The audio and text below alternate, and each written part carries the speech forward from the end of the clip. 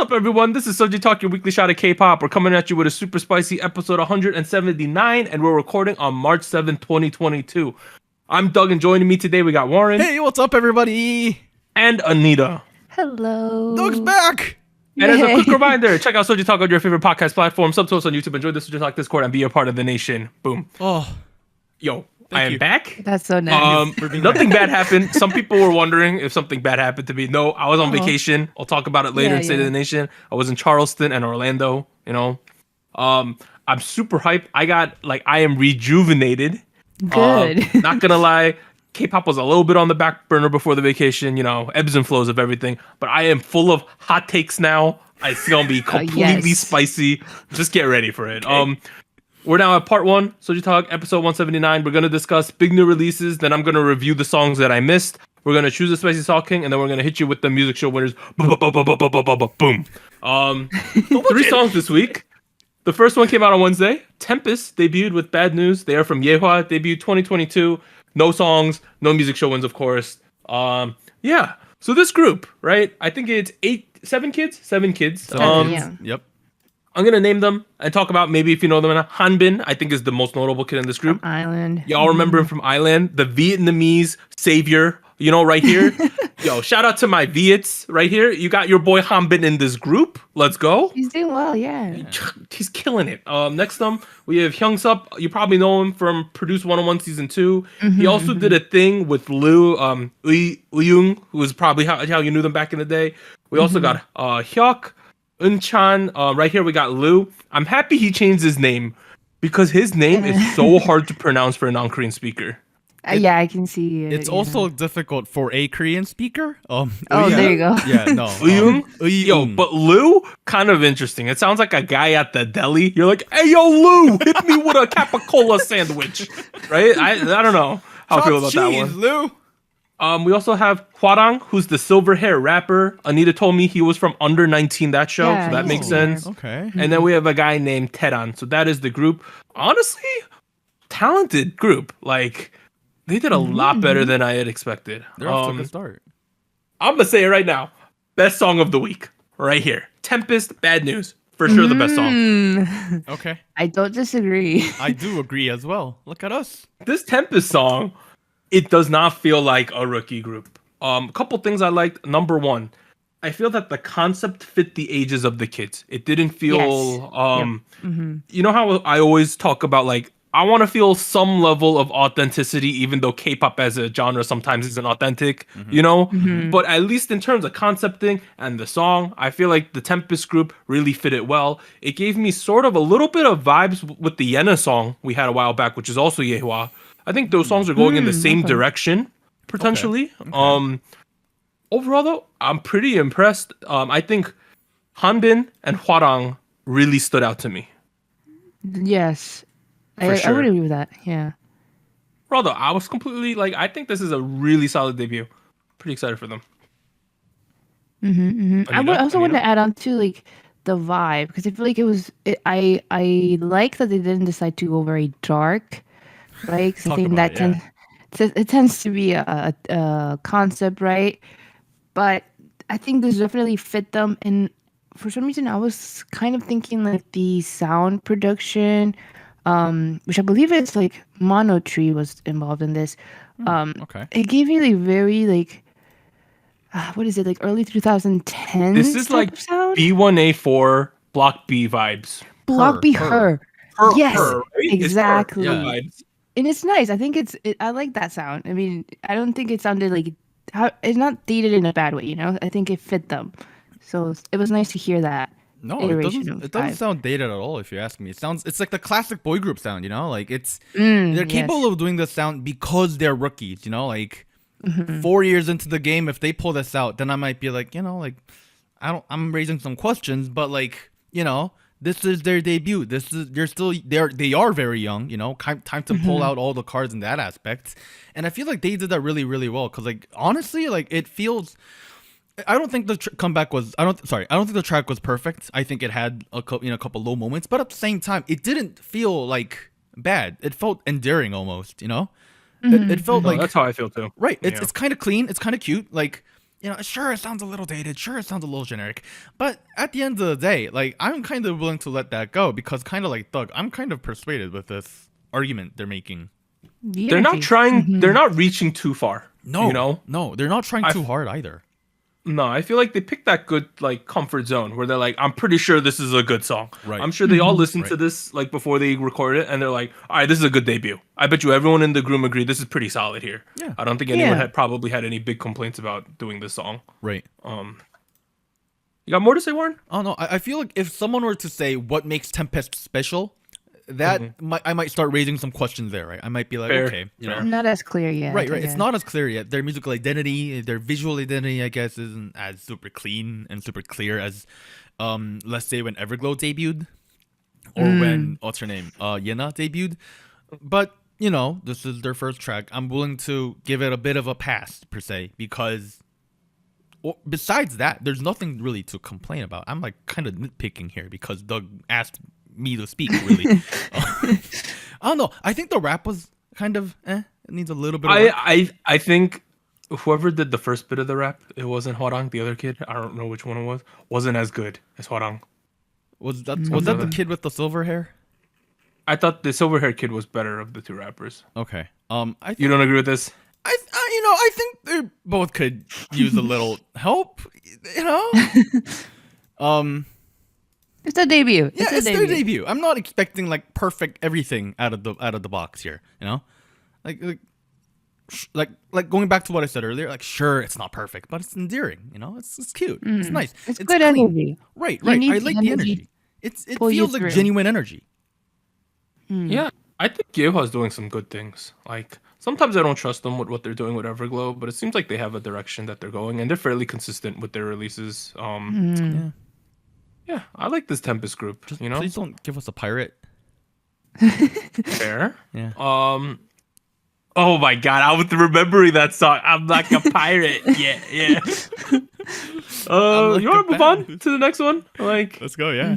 All right, Cherry Bullet, Love in Space. So they're from FNC debut 2019. Last 3 songs were Love So Sweet, Aloha Oe, and Hands Up.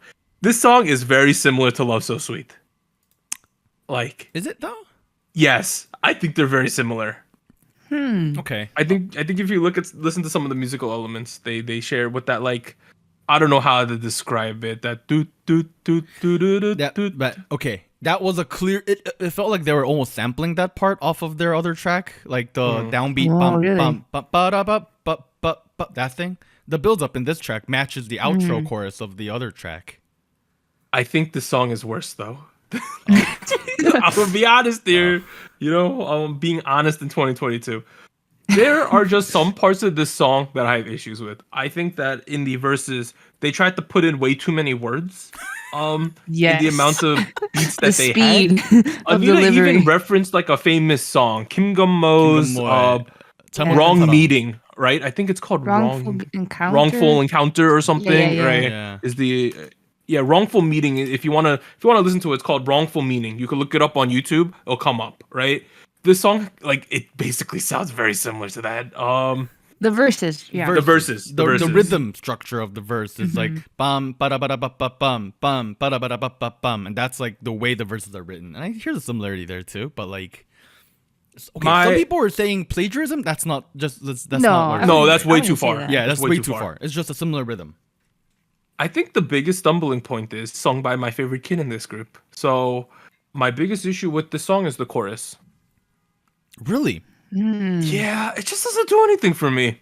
Really? Like, I'm my number one kid in this group is Bora, right? My favorite kid. She sings the chorus. She has more lines now. She took some of Haeyoon's lines. Yeah. Sorry to Haeyoon, but it is what it is. You weren't on Girls Planet 999, which I don't understand why they didn't put her on that show as well.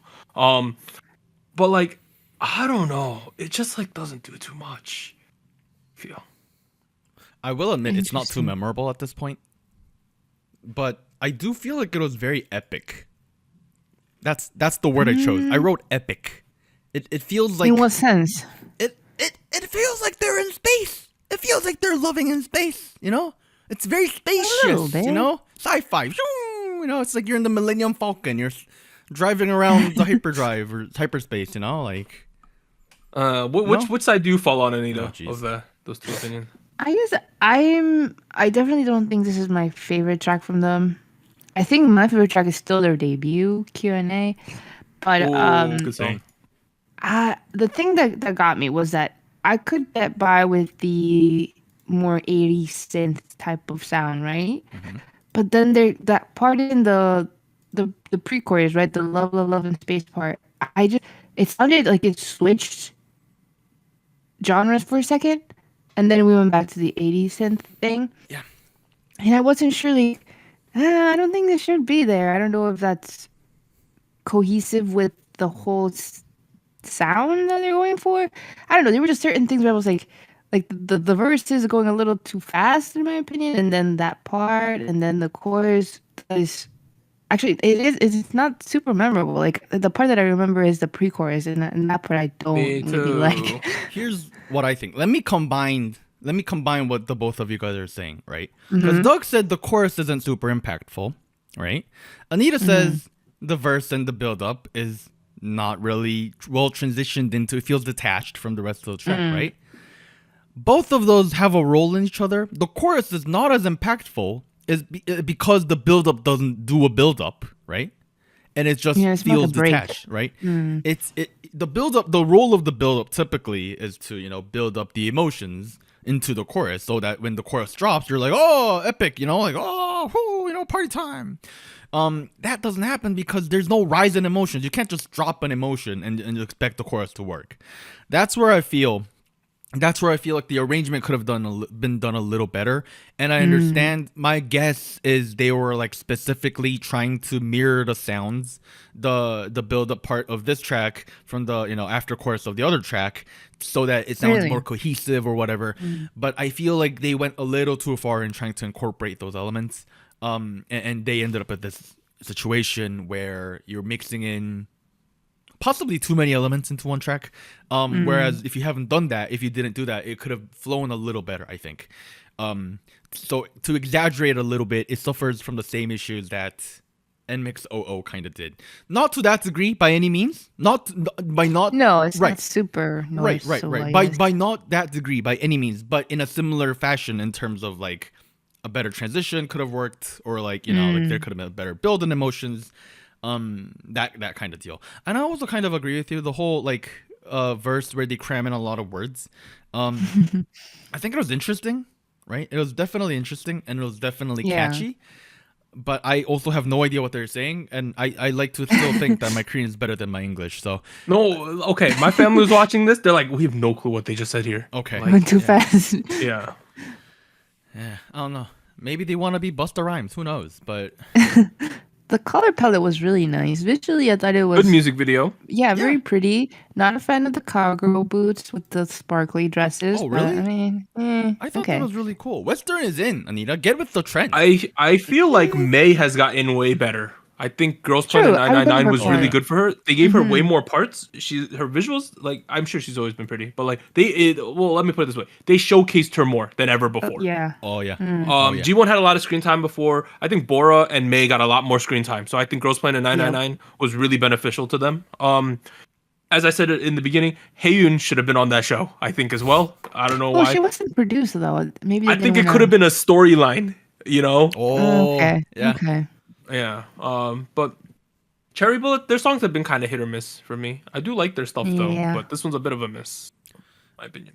I think it's all right. It's not too awful. It's not too amazing. At the end of the day, I feel like if you like retro sounds, chances are you're probably gonna like it. Yeah, it's not bad though. Right, it's a decent song. It's not to a degree where if it comes on, I'm gonna skip it. In fact, I might look this up and listen to it a couple times. I don't know. Yeah, I think I'm a little more positive on this than you guys are, to be honest. I think so too. Yes. All right, let's move to the last song. Came out today on the 7th. It is Weeekly's Venpara.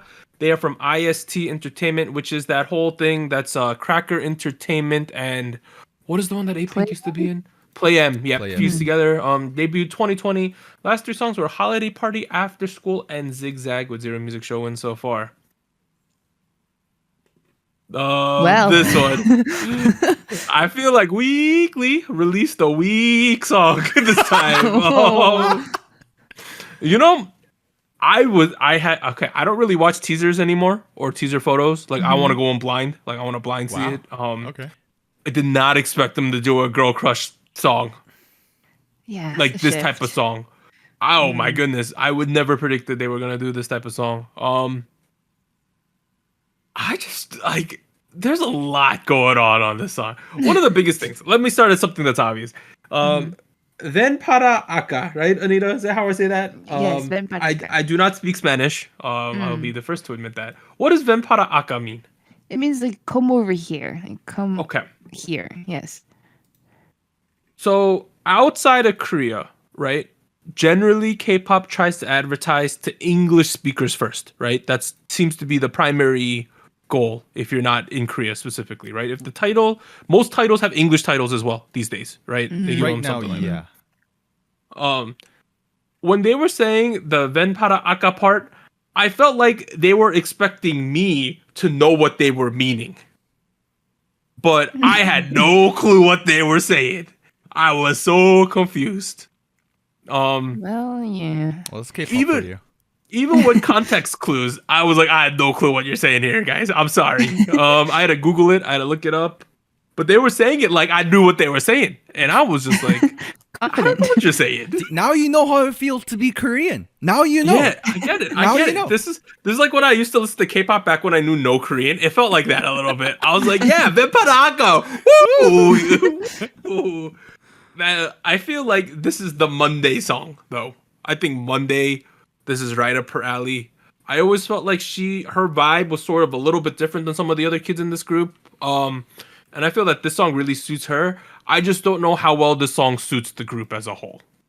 I want to mention somebody else who I think also stood out a little bit. I think Zoa is her name. Okay.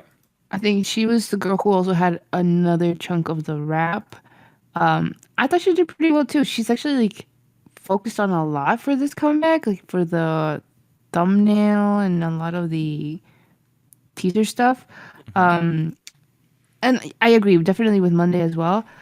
And I think for me, it's not that they can't pull off this thing. It's more like I don't know if it was the right time and the right sound to do this shift. Was there a sound? Okay. I'll let you finish. I don't know what sound it was, but it was something not that I'm used to hearing from them. Do you know why it's not something you're not used to hearing, Anita? I do not. Because the song is not complete. That's why. Here's my take on it. Right. We have some folks from the Hub, who produced this track. Blue The Rhythm. Hub. We've heard that name. Right. Four kids from the Hub. I don't remember their names exactly, but the Hub is the producing team that worked on Oh by NMIX. Which, whether you like it or not, that's the little track that we discussed in pretty long extent, for multiple reasons, many of which were not positive. But here's my take on it, right? Like, imagine you are working with aliens for this next comeback. Let's say you're a K-pop execs at IST Entertainment. You go to aliens because you want something new. You want something out of this world, literally. So you go to the aliens and you're like, hey, we're a K-pop group. We're producing trap music. We want some trap sounds, girl crush. Here's what trap sounds like. Throw in some 808 bass.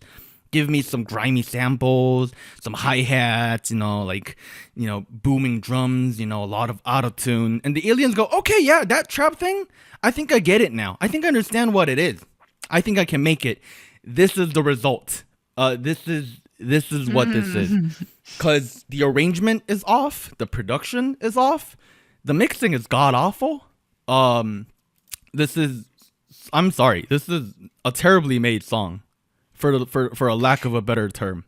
I don't know how spicy you were planning on being, Doug, but my notes I wrote down. This is sound design is pretty terrible, and the mixing is pretty amateurish. Because honestly, when I first heard the song, I thought my speakers were all like goofed up or something. The auto tune used was interesting. Why did autotune sound like it's 20 years old? I don't understand. Exactly, yeah. I wrote that down too. Right? Like, do they not realize Travis Scott exists? Do they not exist? Yeah.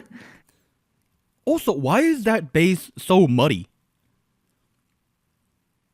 I don't know. Yeah, it's kind of muddy. I imagine if you're like listening through your phone speakers, you don't even know what I'm talking about. You probably don't hear the bass at all.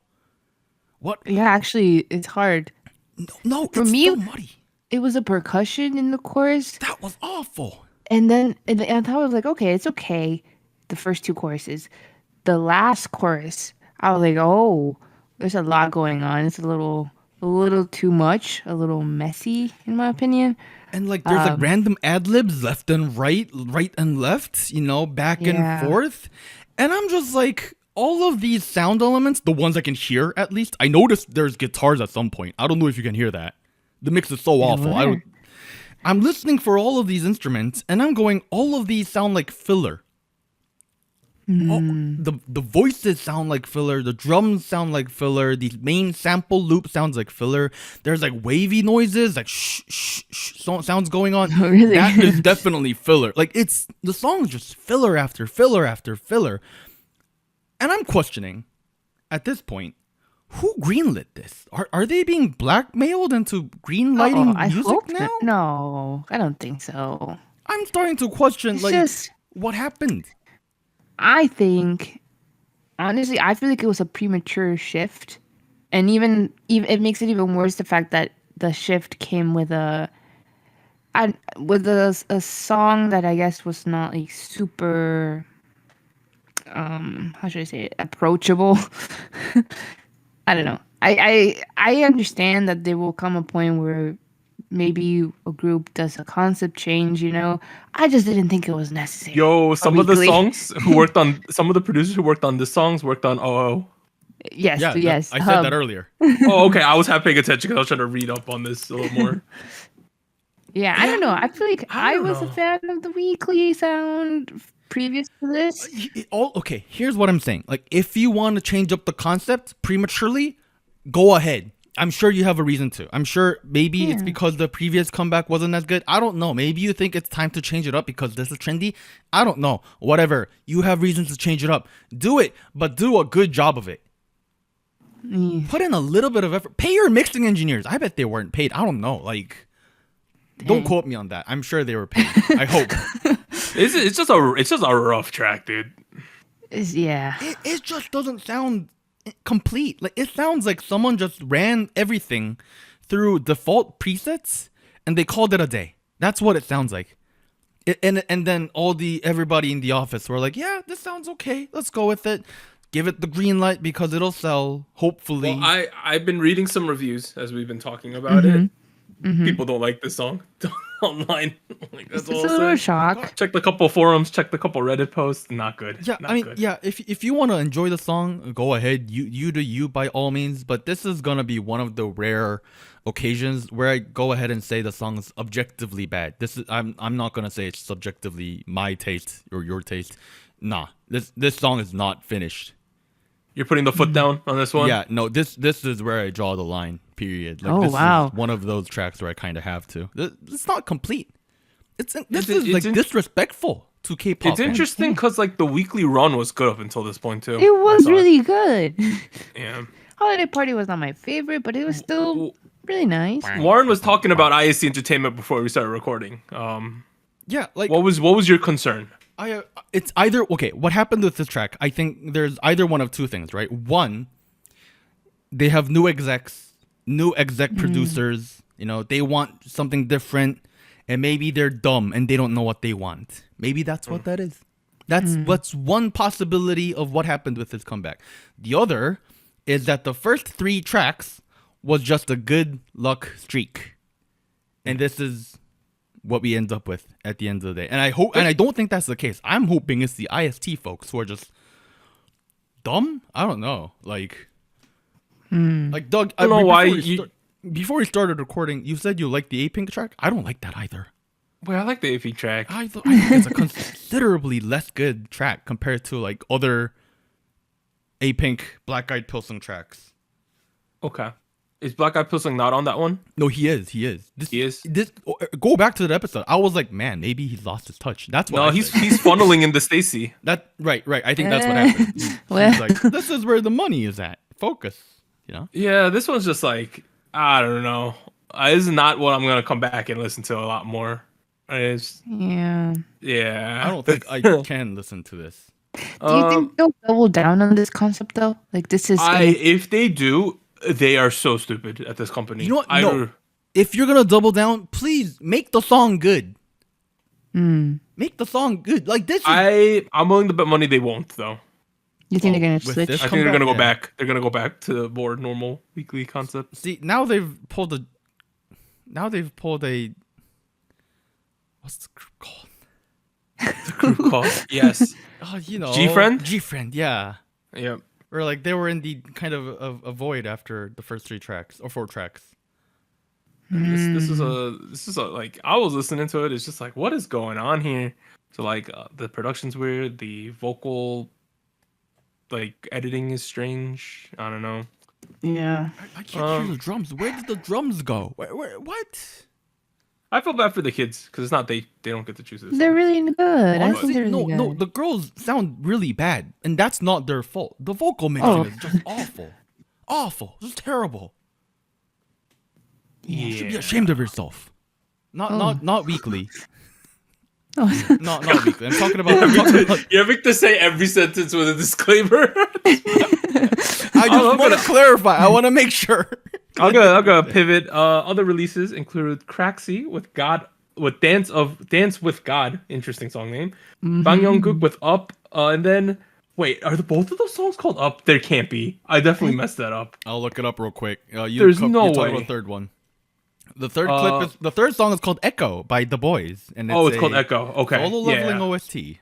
Yeah, so if the only reason I normally don't put OSTs here, but I wanted to put this one here because by The Boys, Echo solo leveling is probably one of the most popular action manhwa or like Korean comic books at the moment. It is like the one, and it's starting to get popular in the West too. Like, I got a couple non-Koreans who are reading it as well. Also, The Boys are super popular in Korea. Yeah, like so solo leveling, they basically made an OST to a comic book is basically what they did. And the song's pretty good. And then finally we have Kim Woo-suk with Switch. All right, so that's everything released this week. Let's do a Doug Spicy review of the songs that I missed. Oh, okay. Yes. Okay. I'm not gonna talk about Epic High. I don't think it's pure K-pop, to be honest. I don't think y'all will disagree with me. Let's talk about the songs I care about here. VBZ's debut, Bop Bop. Good song. It was a bop, a bit of a bop here. A little bit repetitive at times. Good song. The kids are still good. It's a shame that there's not more than just 3, but it is what it is. With the 3 we have here, they did a really good job. Good debut. Good reintroduction to VVZ. I like that one. A-Pink Dilemma. I'm in a bit of a dilemma with this one. It's similar to the A-Pink kind of clubby vibe that they've been going with as they've matured. At the same time, a bit dated. The choreo not very good in that one. Song is all right though, and I'm happy that they're the only remaining second gen girl group that's promoting. I think. I think they're the most senior girl group that's promoting at the moment. Brave Girls. God. Are they Gen 2? That's another debate. If it comes to one, I guess. All right, so that one's there. Taeyeon's INVU. I think it's a little bit mopey at times, but that being said, Taeyeon has an extremely high floor for the song, so this is a good song. Oh, okay. Very solid. The next one, Treasures Jikjin, my second favorite song out of all the ones I missed. Wow. I've listened to Jikjin about 50 times this week. Oh my god. Whoa. I think that Jikjin encapsulates everything that YG used to be good at. Oh, okay. I think it has a ton of the traditional YG tropes in it. They do the party thing at the end, but the party actually has an ending, unlike some other groups that are from YG lately.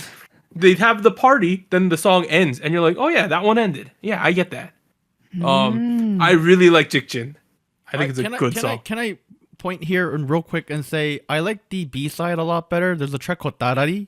Tarari? Yes, I love that song. That was way better. That was like miles better. Like It's five produced by notches better. Bangyedam. It's produced by Bangyedam, one of the members. Bangyedam, you are my hyung now. You are good, He's sir. younger. That was good. That was good, sir.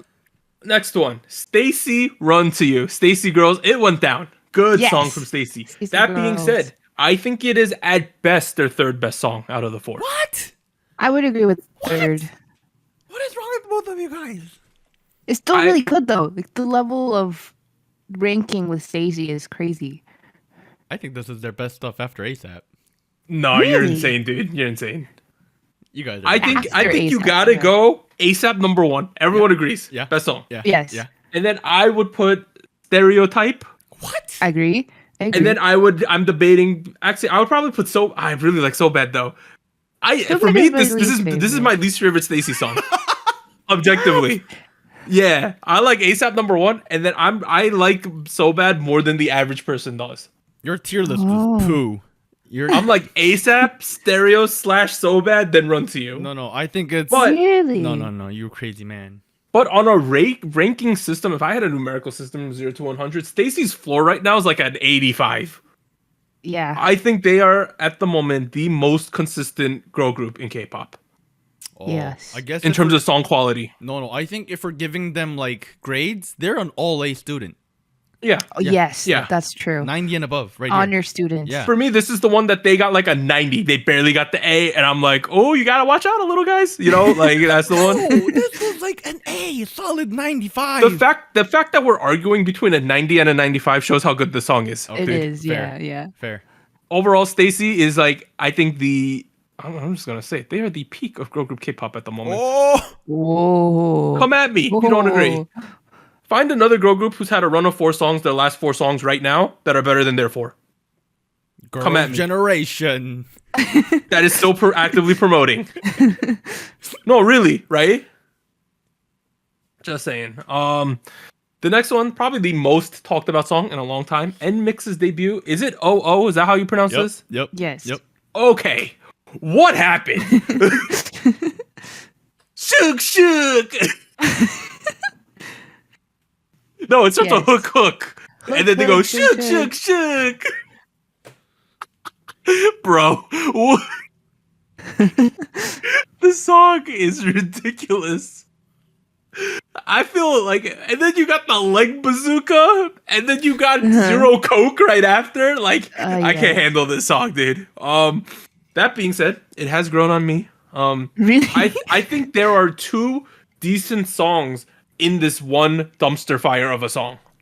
I think that the pala pala part, if you had just made a song, you stuck with that genre, we could have had a song there. And I think that like the whimsical part in the middle superhero part could have been its own song as well. I don't know why they decided to just insert a song in the middle. It makes no sense. Like, Yeah. things I liked.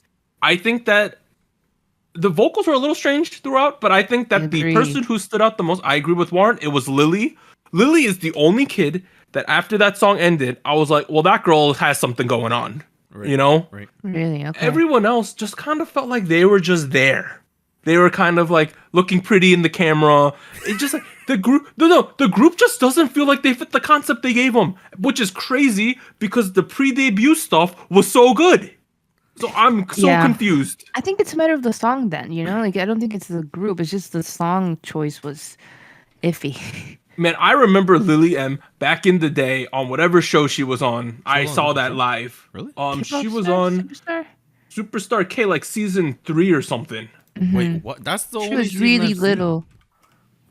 K-pop Star season 4. Oh. She placed 4th place. I remember her so back in young. the day. She's been at JYP since 2015. She's been in the basement for 7 years. Wow, that's a full this trainee debut. run. Yeah.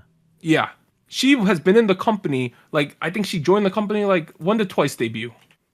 2015. Yeah, so she was, like, her debut period with twice might have overlapped for, like, a month or so. Wow. Dang. Wow. That's how long she's been in this group, in this thing. I mean, she's good. Just a shame her mix was not good, but Yeah. yeah. Man, there was just things about this song. Like, I don't know what is going on at JYP.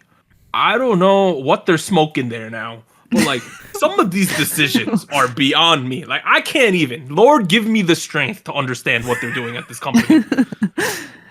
Are you this down bad that you have a Zero Coke ad with like the first like actual singing part of your song? Like what? It set the tone so badly for the song. The second I saw the Zero Coke, I knew this song might get a 0. Like I don't understand why you would start with that. And I think like if JYP, I swear to God, I swear, if JYP ever puts another PPL in the lyrics of their song, I'm done with all their groups. Like straight up. No, Even I if can't. It's done well. What if it's done like well? I cannot believe you have done this. Like it's ridiculous. And then even some of the lyrics says that this song's like a teaser for their future stuff, right? Correct. Yeah. That's so disingenuous to the fans who spent so much on that blind package stuff. Oh, that They whole paid thing. all this money for the blind package, bought into the hype, and then in the lyrics of the song, you say like, "This is just a taste for the actual stuff that's gonna be good," you know? I mean, I was willing to say that's like a creative direction they're going with. Like that's what a lot of groups in JYP do with their first debut. That's what ITZY did, you know? Like Yeah, but you don't have to straight up tell the fans that we bamboozled you. And here's the first. This is like they bought in for a great like meal. They thought the entree's gonna be fantastic, and they showed up, and it was just an appetizer. I don't think that's right. No, I don't. I think you're overdoing. No, I don't think it was that. I think what happened was they got a full meal course. No, you know why I want to believe that? Because I want to believe it's gonna get better. I think it will. Honestly, I think it will.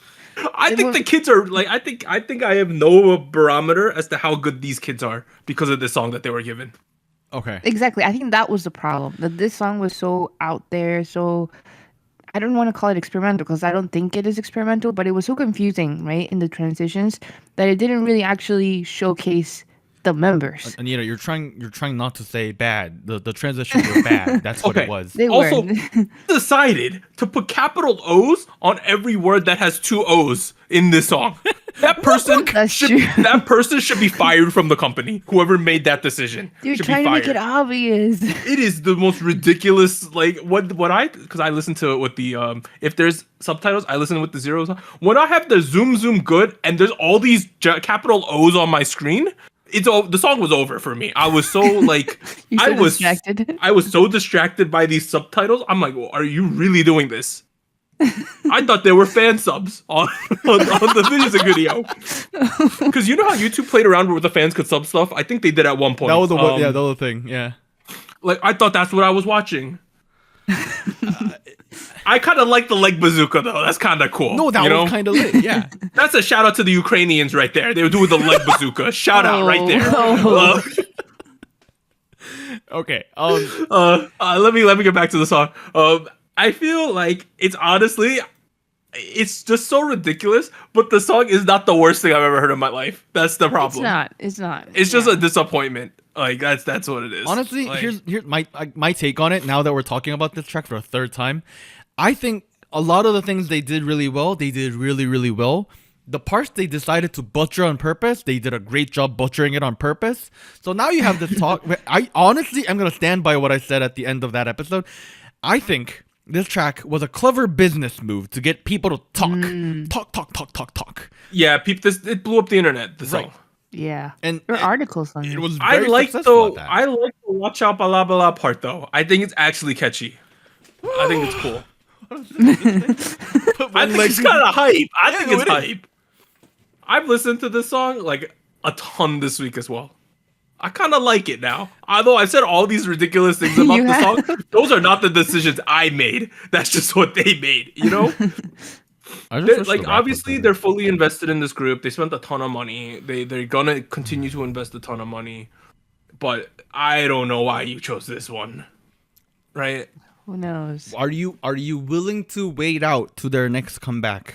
Oh, for sure. I'm so interested now. Yeah, like, we're still looking. Here's the thing: if they do another song that's as crazy as this one, and they have like a Fanta ad now because it's also owned by Coca-Cola Corporation, then they're just trolling and they know it, right? Like if they do something else and it's also because they obviously have seen all the feedback to this song, right? like right.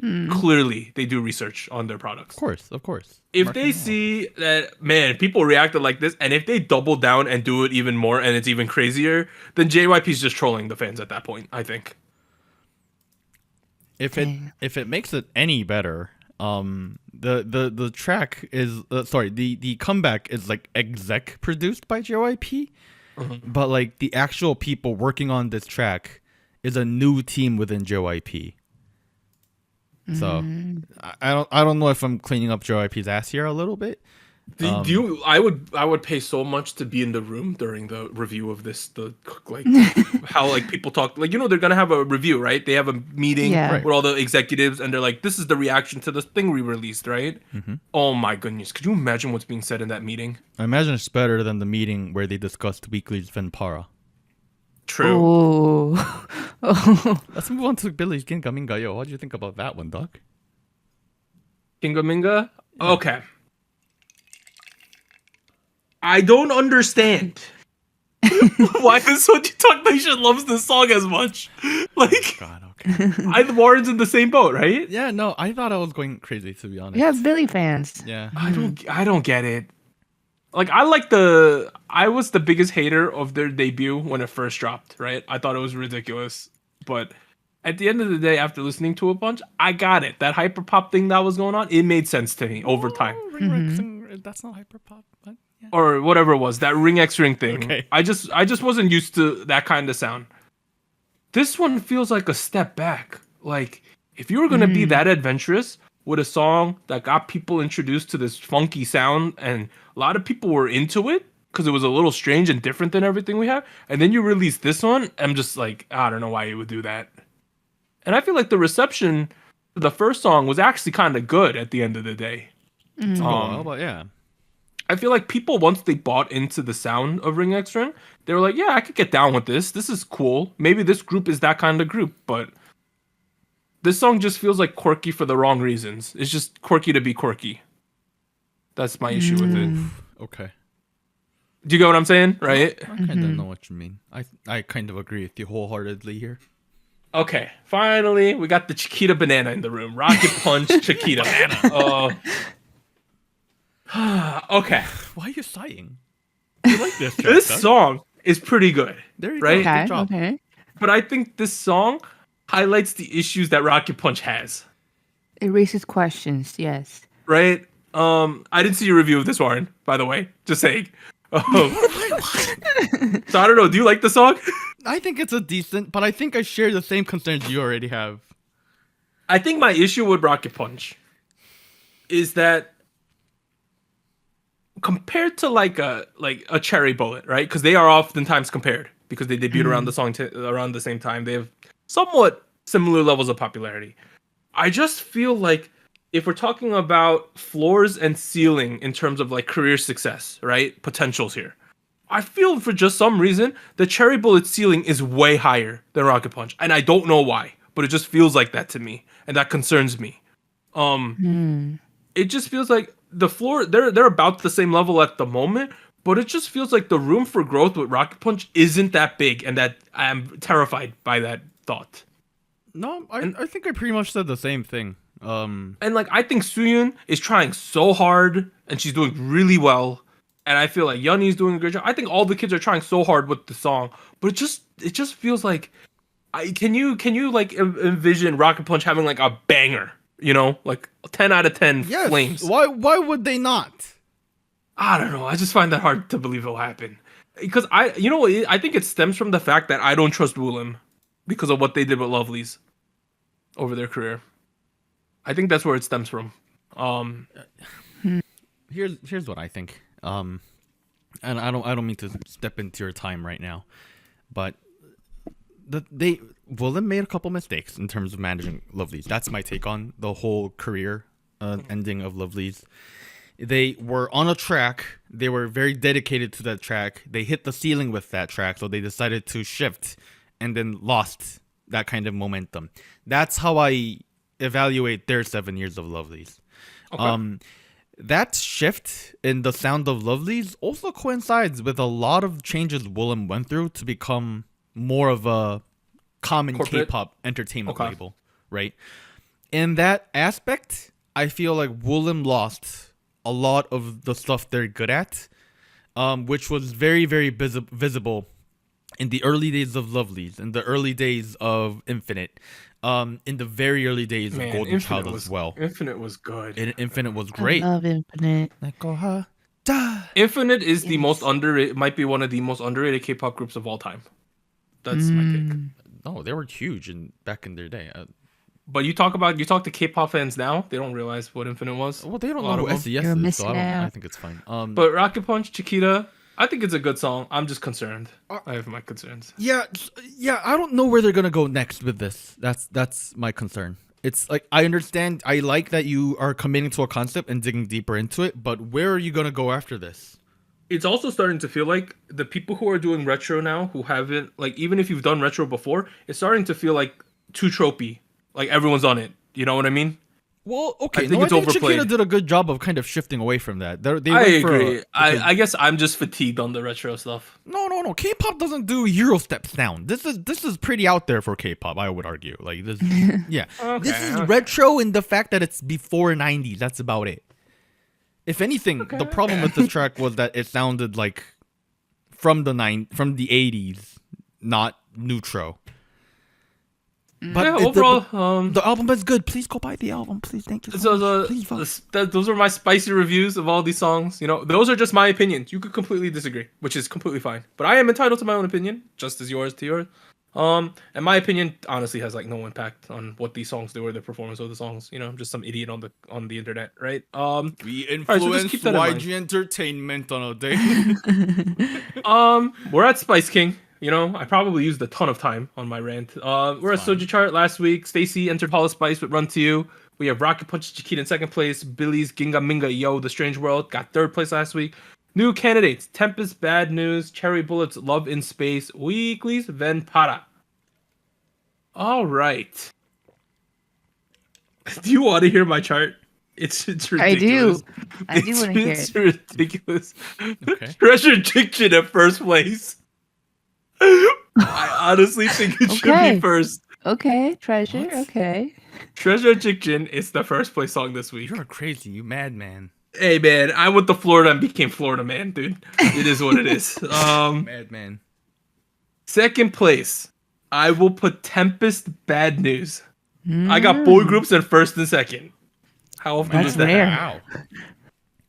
And in third place, I was between Cherry Bullet and Rocket Punch, but I'm gonna give it to Rocket Punch in third place with Chiquita. So that is my chart this week. Very nice. Very nice. My chart doesn't look too different, except for the You got Treasured first? Yo, no. hey, yo. First place.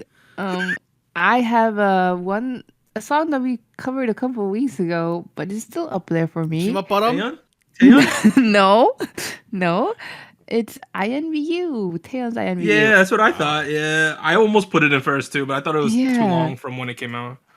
Well, I didn't think so. I don't know. I think it's still really good. The music video is so nice for people who haven't seen it. It's so cool. In second, though, I also have Tempest. Let's go, Tempest. Yes. And in third, Rocket Punch. Yo. The song kind of has grown on me a little bit more. I appreciate the synthy sound they got going on. I am still I'm sharing the concerns that we've mentioned before as well. But for the time being, you're doing okay. I wish them the best. Anita, yes. Was INVU on your chart last week? It was. Oh, was it first last week? It was third. How did it go up so much? No, it's good though. It just went up, man. Taeyeon being on Do Re Mi Market, also known as Amazing Saturday, has increased my how much I like Taeyeon lately. Okay. I don't know. I don't want to sound too biased, but I have Rocket Punch on first. Damn, dude. Oh my god. Here's my justification, and that will play into the second and third place as well. I like the Tempest track. It's going on second. Nice. Yo, Tempest. I don't think it's doing anything too new. That's why I was putting it on second, you know? Yeah, makes sense. Okay. I Envy You, it's a good track. I'm not listening to it anymore at all. Like I think it old. had a good run. That's it. Dang. Yeah. Jikjin, I didn't like Jikjin. Why? I don't know how it's on your chart in the first place. My goodness. I like I know, I get That's it. my I get- chima bottom is Jikjin. Y'all crazy folks over I here. understand you, Doug. I was tempted to put OO in third. I'm not gonna lie. I was Wow. debating that too. Yeah, like other than the transitions, maybe not too awful. What else is on the potential list here? Billy? Yeah, I don't Billy? know. I didn't like the Billy track. And I know you don't like the weekly track. Yeah. Oh man, weekly track is not. What great. else could you possibly put in third then? Cherry Bullet. That's what I'm putting on third. Oh, damn. Yeah. Okay. Yeah, I don't know. I mean, it wasn't bad. It wasn't. I just wished there were some things done differently. No, I mean, some it wasn't choices. perfect, but at the same time, it was a heck of a lot better than some of the stuff you guys put on first. I'll just put that out there. Gee. Taeyeon? No, I'll tell you, I like AMVU. Yo, treasure. Yo, Bangyedam. Let's go. Gochu Gang had Billy in first place by a ton. They gave him 41 points. You guys, wow. Second place, they had Cherry Bullet with 28 Whoa. points. Okay. And in third place, they had Rocket Punch Chiquita with 24 points. Oh. Weekly almost got third. They lost out by 1 point, 23. Oh my god. People voted for Weekly? A lot of them did. You want to see the results? These results aren't ridiculous. You guys all voted for Rocket Punch on third except me. What is picking up their first. We are officially giving another group their first win ever. Tempest Bad News won the Soju chart this week. They are Spice King. Oh yeah. Yay. With 9 There points. you go. Nice. Because all three of us gave it second. Second place, Rocket Punch with 8 votes. Wow. And then in third place, there's a 3-way tie. 3-way. 3-way tie. Billy, Taeyeon, and Treasure. Well, their first place. Yo, Tempest Bad News. Officially a Spice King winner. We have given them a music show award before anyone else has. Right There here. you go. Someone contact Yehua and tell them right now that we did this. Boom. I thought by like first time winners, I thought you meant Rocket Punch, but Oh, dang. Tempest is cool too. Man, you lost the Tempest by 1 vote, dude. It feels bad. One of you guys could have given it a second. That was so close. Finally, show winners. Anita his with them. Yes, we have 3 main winners. Taeyeon with INVU won on Show Music Award in Kigayo, so she has a total of 5 wins with this comeback. And then we have Stacy Girls with Run to You. They also won on the show and Music Pink, so we have a total of 2 wins so far.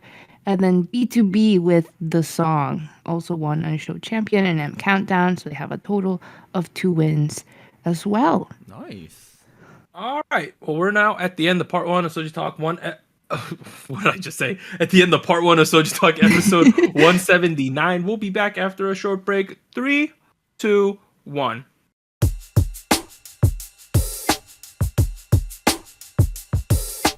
Hello, SojuTalk Nation. This is Anita here with a quick PSA. If you would like to support SojuTalk K-pop Podcast, please like, subscribe, or follow us on whatever platform you're using. And consider joining our Patreon at patreon.com/SojuTalk or donating to us at paypal.me/SojuTalk. On behalf of the crew and myself, thank you. Now back to our regularly scheduled episode.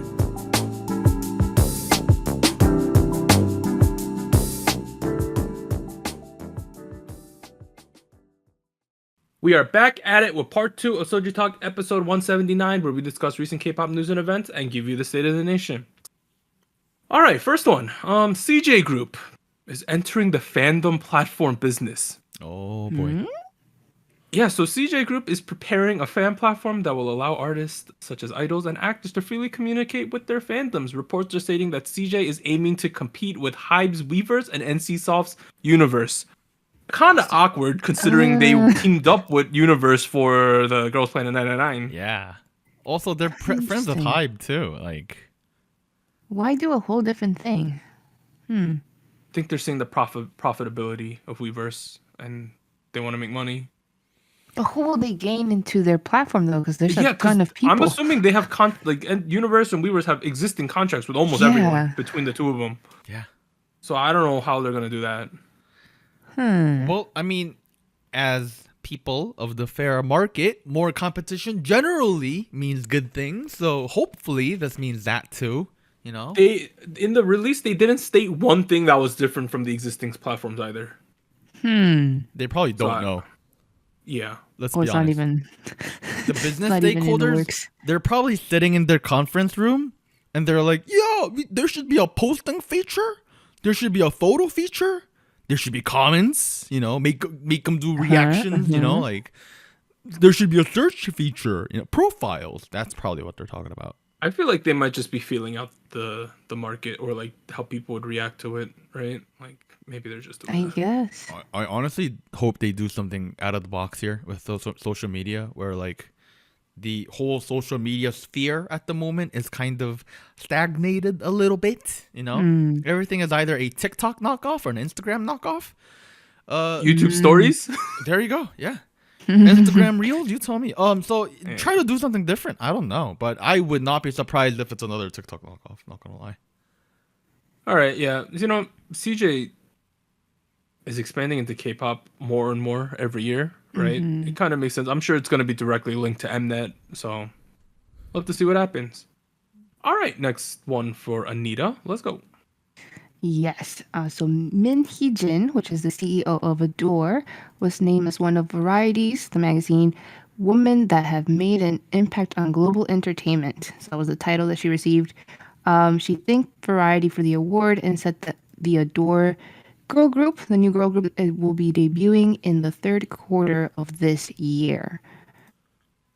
Very interesting that she received this award. I was looking at the article and like basically what was the reasoning behind it, and they were basically emphasizing how her marketing and like strategizing for Girls' Generation back in the day while she was still under SM, her work with SHINee and EXO really set like a new wave for groups, and of course like this new thing that she's having with Adore and with HYBE, because she also was very involved with the development in HYBE outside of Adore.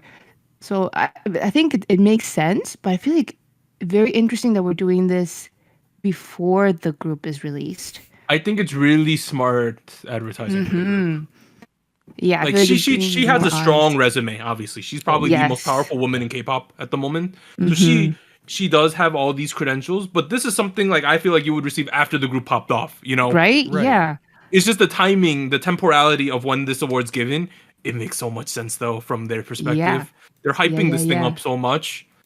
But here's my question though: they don't control when they get the award, though, do they? No, but I think that they wanted to give it to someone related to HYBE because of the HYBE stuff, and this makes sense in that perspective. I'm not saying she didn't deserve it outright, but I think they were probably looking for someone related to K-pop, and she is the most powerful woman in K-pop. That's true. So I think it makes sense that she got it. Okay. It's just for us as people who know what's going on and the timing of things, it feels a little weird, right? Yeah. Especially given most of her portfolio ends around like 2017, 18. Because she's been doing a lot of just brand stuff for HYBE. That's not really upfront. That being said, this Adore group, the expectations are even more ridiculous than the NMIXX expectations, for me at least. Yeah. I mean, knowing what she's done in the past, knowing what she's done in the past, I'm just wondering, how is it going to be different? Like, how is it going to be more in line with the HYBE style and production, right? Well, here's something else to consider. They had the global auditions like last year. Right? Yeah. Which means the turnaround time is like less than a year from these kids getting accepted into the company. Yeah. So either when they said global audition, they still auditioned a lot of the HYBE trainees that are female, right? And they're the bulk of it. Or they just gonna do this quick turnaround, which would be really fascinating if they did. They could have also done a thing where like they were missing one kid, so in order to find one kid, they ran an audition. One or two. Right. Yeah. So yeah, we'll have to see once we see the lineup and stuff. But like there's just so much mystery and hype behind that. Plus, we have to think about the source group that's eventually going to happen, which Another pretty much one. is assured to have Chaewon and Sakura at a minimum in it. Yeah. I do feel like the girl group market right now is a little saturated. Yep. A lot of players, lots of people doing good stuff, lots of people doing not very good stuff. Interesting Interesting stuff. I think a lot of people waiting for another aespa comeback to see Right. if they could strike fire again. Yes. Yeah. If aespa strikes fire for a third time in a row, they're like top dog, right? Oh, I think they're already top. Already. Yeah. But if they could run it back a third time though, it just cements them as number one dog. I think for the girl groups. Fair. I think them having a third banger in a row will signal the generational shift. Fair. Right? Yeah. No, I think that's pretty fair to say. I'm sorry, all the words I'm using is just fair, but I agree. I don't have anything more significant. Right, Warren. In terms of more groups and more companies, here's what this last one. Well, JTBC, which some of you guys might know as Jungang, established a music-focused studio, which is to be called Studio Jam, JAMM. This is now short for JTBC, Artist, Music, and More, which will produce, musical content. Now, this is the house is also to have a global idol audition and some other K-pop content as well through their TV and OTT platforms, as well as something on the metaverse. So OTT just means something via the internet to consumers. So streaming. Streaming. JTBC is a TV channel in Korea, one of the biggest cable networks specifically. It's interesting that these bigger and bigger corporations are making K-pop divisions. Yep. Because they have a lot of money and a lot of connections. And JTBC, like I know we set them up by saying that they're a cable group, but I wouldn't just stop there because they're backed up by Joins and 중앙일보, some of which are the biggest news, right? Right, news platforms originally from Samsung in the 60s. So you tell me how big that is, Pretty big. Pretty big. So that means they have a lot of money. It's one of those things that, like, historically, some like veteran artist or and his businessman friend would make a K-pop company, right? Right. That's like the old way that used to happen. Like some retired guy who has some money, get some of his other rich friends together, and they're like, let's make a K-pop company, right? And they do. That's how almost all of the traditional companies were made. Or someone related to the industry got some people together, got their friends who are also in it. They're like, let's make a company. These days, though, big corporations are just making them, right? Right. And what's nice about this isn't that I don't think they're just making another group or doing something like that. I think they're competing with Mnet directly. Yep, that's what I was just about to say. Right. With this audition program, right? Right. Audition program, like they want to focus on K-fashion, K-beauty too, apparently, like lifestyle. It very much feels like we're digging into the market that won the K and Mnet has kind of a monopoly on right now. So going back to more competition is good. I like it. 5-star review on Yelp. and any group that's from one of these big companies who has media ties, they're gonna have huge exposure versus their peers. Yeah, I bet. And the Just bar the of media. the entry level that these companies have, because they have so much more money and connections, is so much higher than a small company. Like they're instantly relevant. All right, let's go on to other news. So Cube Entertainment announced the termination of G-Idol member Soojin's contract. So on March 5th, they released a statement basically announcing that they've cut ties. Previously, in August 2021, Cube announced that she will be leaving G-Idol. So they didn't end their contract then, but now it is pretty much confirmed. It's official now. Kinda sad. In other sad news, Mnet have stated in regards to Luna on Kingdom 2. If you don't know, all the Luna got COVID, like all of them. Yep. I think at least 10 plus, maybe all of them. No, I think all of them. Yeah, I think it was 3, and then the remaining 9 got it the following week. Oh no. But basically, due to that, Mnet had to release the statement on what's gonna happen with them because they're on Queendom. So from what I've been hearing, is that their first round performance will be done whenever that they're all cured of COVID or when they don't have COVID anymore. And so they're gonna basically bring back the judges so they can evaluate them once they're good. Oh, Okay. which is sort of fair. I don't know if that's going to be detrimental to them in any, like, for their scoring or whatever in any capacity, but, like, at least they're going to still be on the show, right? Like, interesting. and there's So not we'll much wait they for can really do other than that, right? You can't just keep Yeah. delaying the show. Yeah. That's the COVID in Korea situation we're in right now. Dang. Well, I mean, the numbers are big, so I don't Yep. blame them for finding a Next. third route like that. As of March 11th, Pepsi has joined the fan platform universe. Yo, Well, Zero Coke got nothing on Pepsi. I think Pepsi's just reasserting that they are the dominant soda brand of K-pop because they've done stuff in the past. A lot of ads. We had a lot of those Pepsi songs over the yeah, past yeah. couple years too. Starship. Starship. So now, if you want to, and their ad that they joined Universe had IU on it. Oh, So IU is their endorsement model at the moment.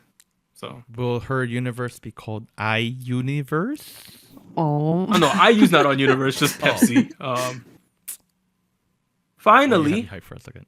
the boys Eric is on hiatus from the group due to health reasons. So there seems to be a lot of this as well.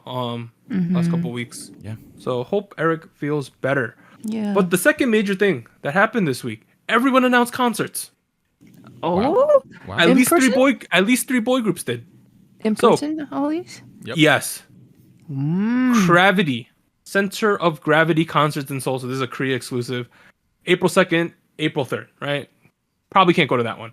CIX, they first announced the Rebel in Seoul concerts in Seoul, obviously, April 15th to 17th. But then they doubled down. Rebel in the United States concerts. Oh. Whoa. April 27th, Los Angeles. April 30th, San Francisco. May 2nd, Atlanta. May 5th, Dallas. May 7th, Chicago. May 10th, New York. Wait, this is pretty soon. Dang. Pretty soon. They're going to just do it. Additionally, Stray Kids have announced the second world tour, Maniac. No, man. Seoul. Manic? Oh, yeah, Manic. Manic. Yeah, second world tour, Manic. So they will first be stopping in Seoul on April 30th to March 1st. May 1st. April 30th to May 1st. And then they're also having these dates. They're going to take a little bit of a break there. And then let me see when they start up again. I should pull up the Real quick, it's actually Maniac. I'm sorry. Oh, So I copied and pasted wrong. Yeah, It is yeah. the Maniac World Tour. you know? Maniac. Maniac. Okay. So as I said in Seoul, it's going to be April 30th, May 1st. And then they're going to take a break. And then like mid-June, they're going to start up another run. It's going to be okay, Kobe, Japan, Tokyo. And then they're going to take like a week off. And then at the end of June and then all the way through July, pretty much in America. So we're doing Newark, Chicago, Atlanta, Fort Worth, LA, Oakland, Seattle. And then they're going to run it back in Tokyo. And they say even more at the end of this. to be announced. And more. Wow. So they're hitting up just the major cities. So these are Yeah, probably yeah. going to be giant concerts then, I would assume. Oh They, my they have god. 4 days in Tokyo. Yeah. Oh, that's Wow. crazy. Yeah. 4 dates in Tokyo. They're doing 2 dates in Seoul, 2 dates in Kobe. And you know, it's one of those situations they might add extra dates on these US ones as well. Wow. Isn't it like really difficult to get into Japan right now? I don't know how they're pulling it off, but I don't know how they're doing this. well, Kobe has good beef. I hope they eat a lot of good beef. If they're doing Newark, it's going to be at the Prudential Center, the hockey stadium. Right. I imagine sure. that's the one it is. Yeah. Hey, pretty exciting though. Stray Kids on tour. We're getting all these world tours, even though COVID's still a thing. I'm seeing like Korean rappers come do performances in America. Like Palo Alto and Lee Young-ji are doing stuff here. Oh, wow. Yeah, I don't know. I guess we're opening back up in terms of concerts. Yeah. Interesting. All right. In terms of COVID, here are the COVID positive people. So this week, Luna, Heejin, Kimlev, Jinsol, Cherry, Yves, Chu, Gowon, Olivia Hae, and Hyunjin. How many is that? 1, 2, 3, 4, 5, 6, 7, 8, 9. Yeah, so all of Luna got COVID because 3 of them got it last week. Yep. Shiny's Key, he got it. Dang. Cosmic Girls, XC Salal and Yeonjung. 17, Vernon, Hoshi, Scoops, DK, Sungwan, and the 8. The Boys, Sonu, From Us 9, Chaehyung, Serum, Gyuri, Oh My Girl Yua, Up Tension, Sunyu, and Astro, Moonbin, and Sana. Oh, boy. A lot of groups. A lot of people. A lot of high tier groups, actually. Like, no, really, right? Damn. Yeah, our daily rates are still sitting on top of 200,000 per day. So Jesus Christ. not too surprising. If anything, I'm surprised it's this low compared to the overall amount of people getting COVID. In terms of announced comebacks, Sunmi, March 8th. I don't know. This might be a pre-release, but she's just releasing it all of a sudden. Eunbi via Universe, March 10th. Pakbom, ex-Mellowman's Minsuk, March 11th. J Park, March 11th. I don't know if he's really K-pop. Brave Girls, March 14th, Anita. Yes, Winner, Seungyoon, March 14th. Newest with their final release on March 15th. Red Velvet on the 21st. Highlight on the 21st. Oh My Girl, March 28th. Purple Kiss, March 29th. And then T.O.P. sometime in the future. Wow. He's planning to release music. Mr. Top. Wow. All right. State of the Nation. State of the Nation. Do you want to go first? Me or Anita? I can go. Okay, Anita. I have things to say. Yeah. Okay. First, a quick shout out to a song by Twice. I'm late on this.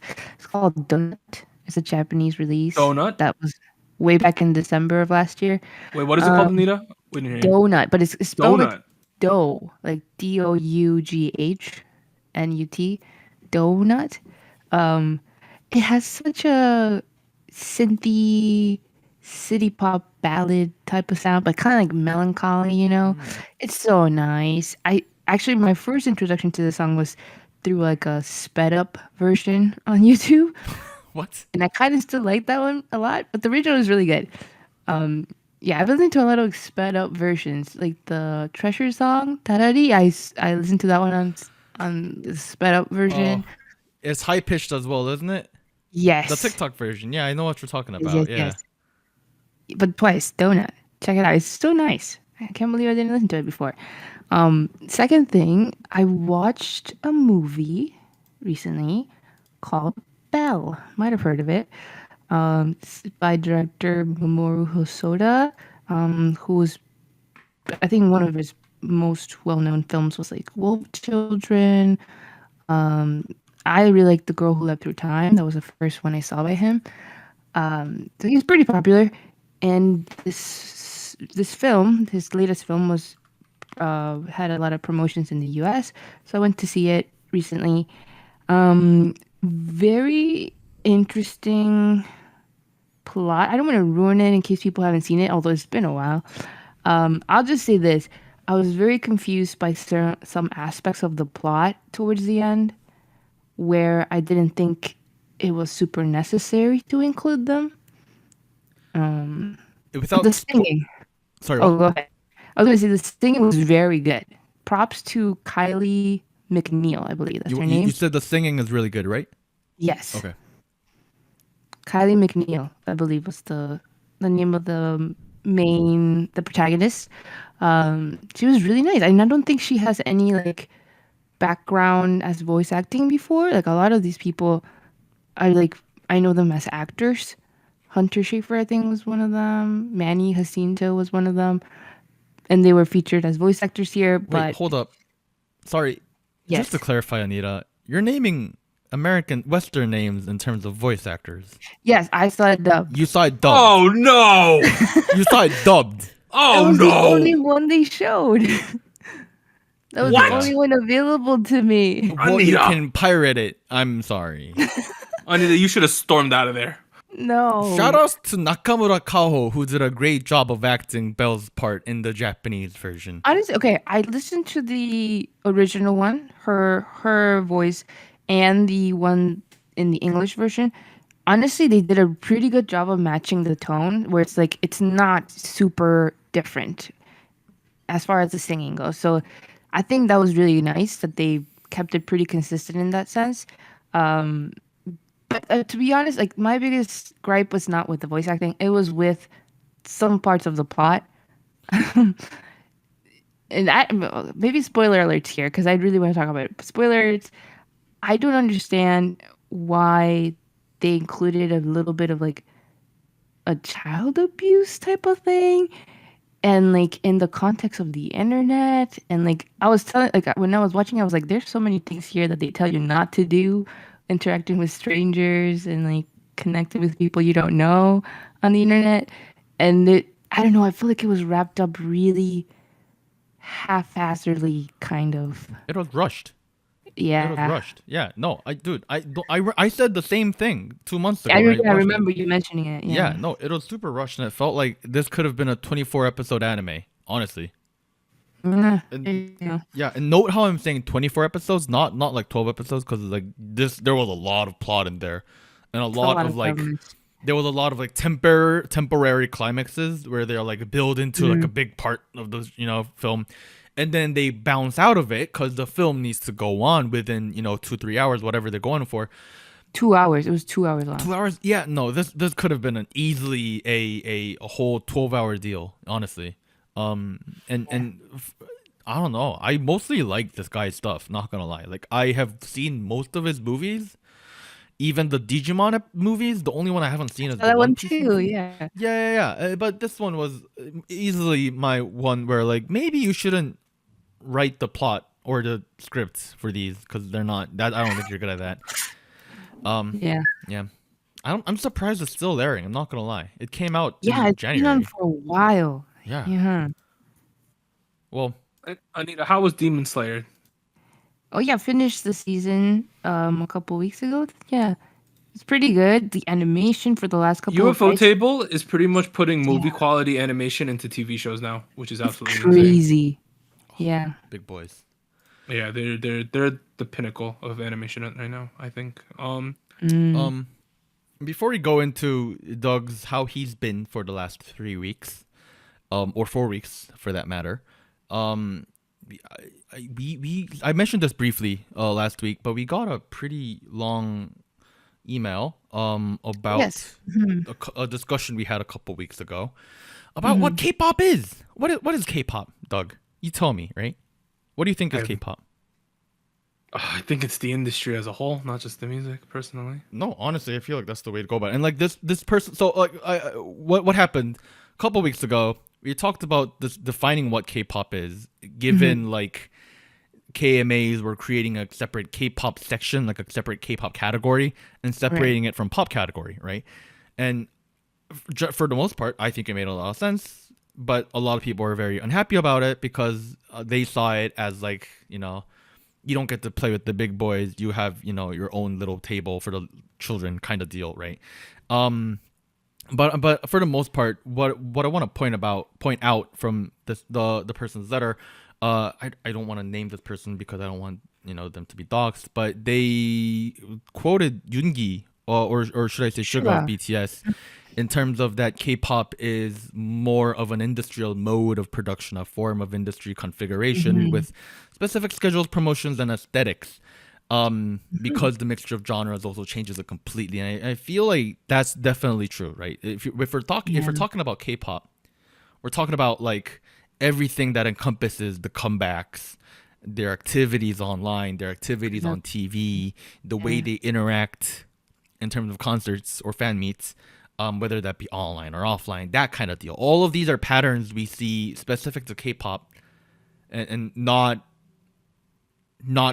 really in other genres if you think about it, right? Like I think the closest example you might find is C-pop and then J-pop idols, but I still would argue there's a fair amount of differences here. Yeah.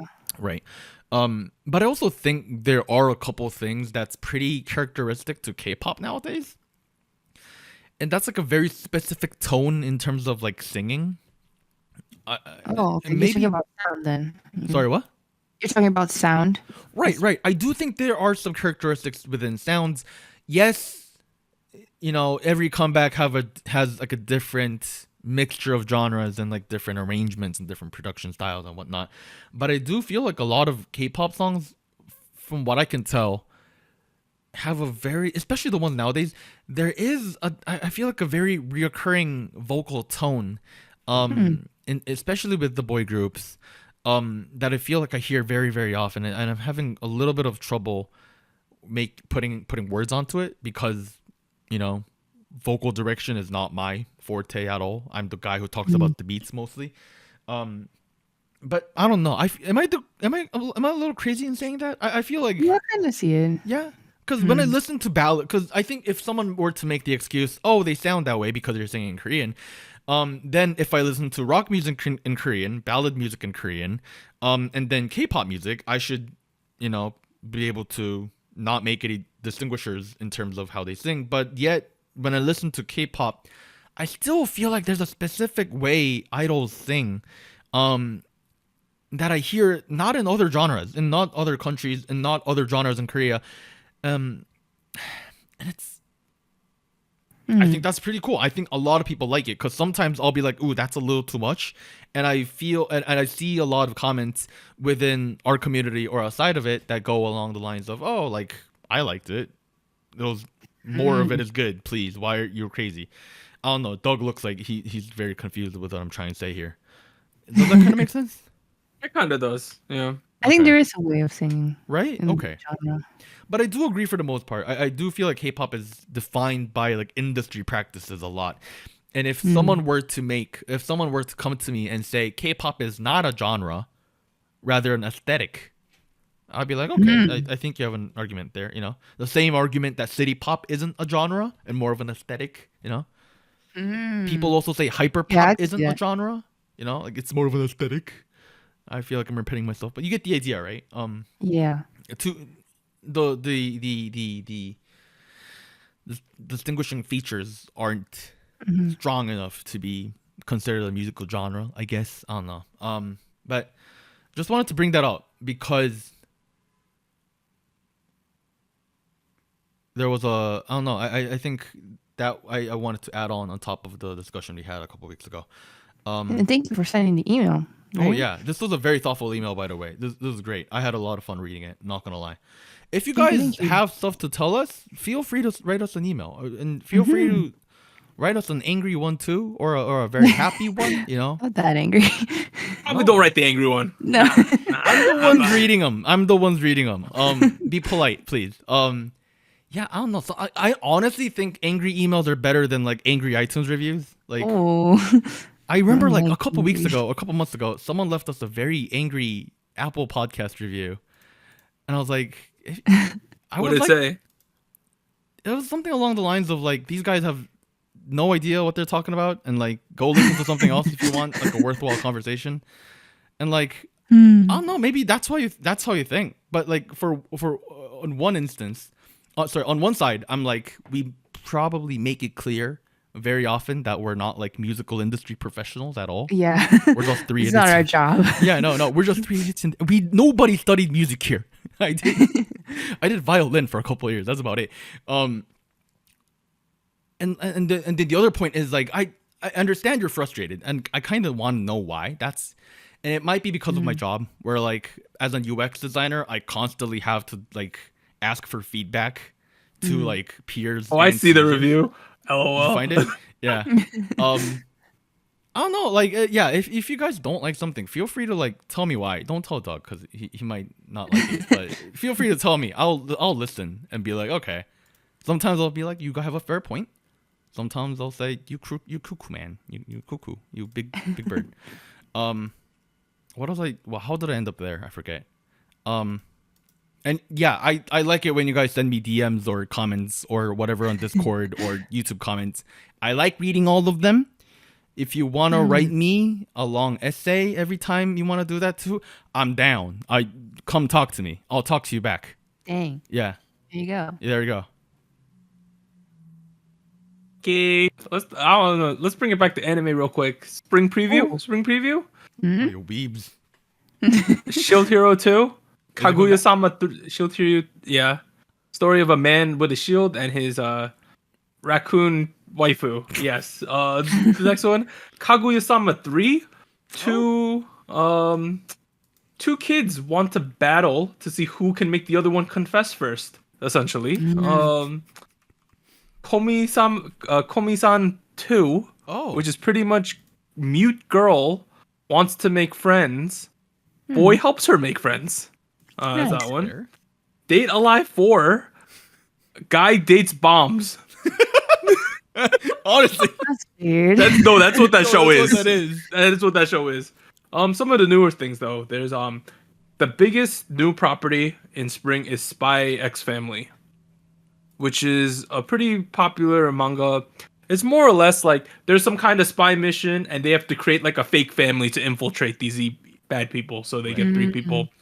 they have to pretend that they're a family. It's a guy who's a spy, and then it's the wife who's an assassin, and then the daughter's a mind reader, and that's essentially the family dynamic.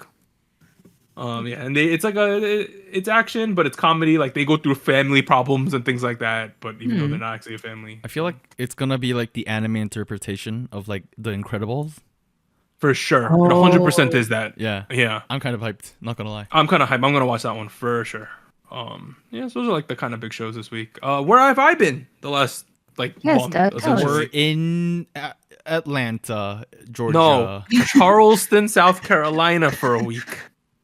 Charleston's kind of nice. It reminds me of like New Orleans, very historic, very brick. The food was there. The food was good there. There was this barbecue place. Oh man. Which Rodney Scott's barbecue is actually pretty famous. I've seen it on Food Network a bunch. Same. So it was so good. It was so good. Then we went to Florida for a week. We have a timeshare down there, so I go there quite often. Family stuff. We did the Disney. It was fun. So one half of my family, we did the South Carolina thing. Then the other half, we did the Disney thing. So that's where I've been. Overall, fun times though. First vacation we took since the pandemic, so it's been a minute. My family's like more safe than the average family in terms of COVID. That's what I'll say. Took a bunch of COVID tests during it. I had never taken a COVID test because I really hadn't needed to. Oh. I did a bunch of the at-home tests and stuff like that during the trip. It's kind of amazing how they've made it so user-friendly to do something so serious, if that makes any sense. They've done a really good job of the packaging. What was I going to talk about? Demon Slayer, really good. That's a must-watch. It's like the pinnacle of anime at the moment, I would say. When's Attack on Titan ending, Anita? I have no clue. Have you been watching? I heard it's Crazy Town, though. I mean, I know the ending's been out, right?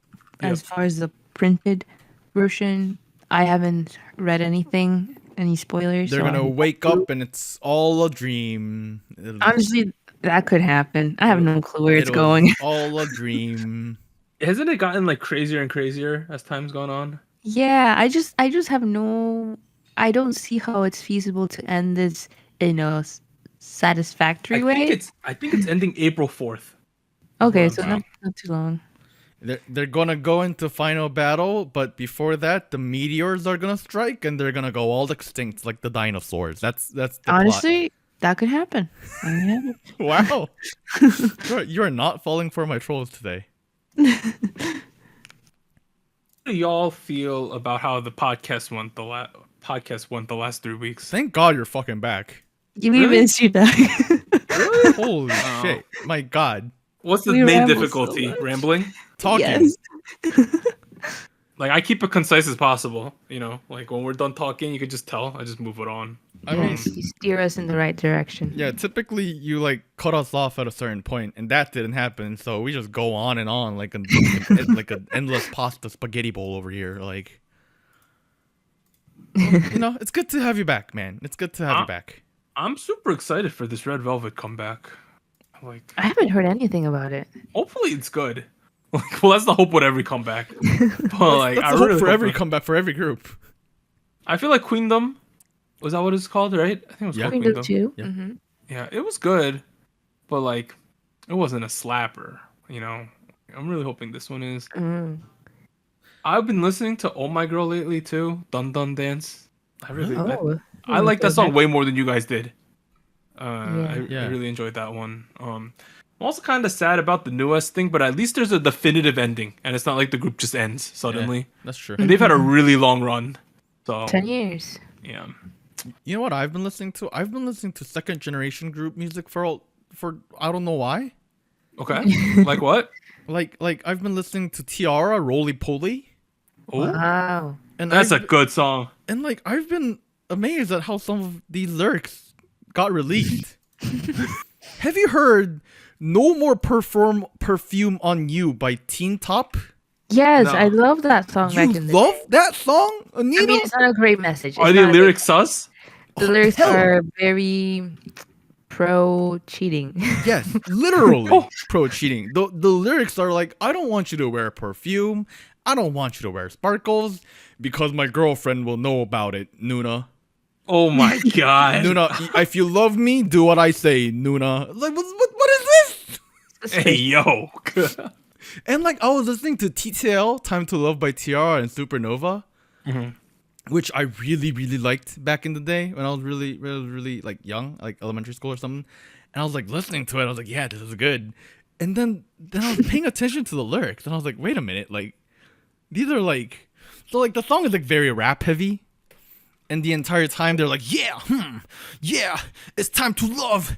I can't live without you. I need you back in my life. Yeah. And I'm like, why are you so gangsta about like, my tears are running down my face right now. Yeah. And I'm like, this doesn't match. What's going on? Oh yeah, no. K-pop was kind of crazy back in the day with the English they let through too as well. Like, oh yeah, it was a wild west back then. You can get away with almost anything. You can get away with anything with. You can get away doing a JYJ Kanye collab. I really want someone to ask him about that. I really want someone to ask him. I bet he doesn't remember. He probably doesn't remember. He forgot about that. But it happened. We have it. I want a JYJ feature in the next. Is Donda 2 considered complete? Add it into the stem player. Update the software, please. Add it in. Do you have one of those? No. Okay. No. I don't think I'm a big enough Kanye fan to do that. All right, though. Next week, coming up, Sunmi tomorrow. Unbi via Universe on Thursday. Friday is the Pakbom x Mellow Man Sky, J Park. And then Monday, G-Idol, Brave Girls. Winners Sungyoon. So G-Idol and Brave Girls are the two big ones. I heard the G-Idol teaser. The bag one? My bag? Yeah. Is it good? It's kind of good. It's kind of good? It's kinda good. I'm excited. Get ready. All right. This has been SojuTalk, your weekly shot of K-pop. I am Doug. I'd like to thank Warren and Anita for joining me this week. We'll see you guys next time, everyone. Bye. Bye-bye. Special shoutouts to our Fiesta patrons: Bagel, Based Mina, Brian, Shadow, Cotton Ball, Delmonic, Ellie, Genki Boy, Goku Mama, Jacob, Liam's Games and Toys, Luke Daniels, and J Parks. Here. Thank you for joining SojuTalk. And special thanks to our Discord server mods: Jacob, K Music Erday, Koala, Mafiar, Max, No Bias Luna, Tuggles, and Wolf297.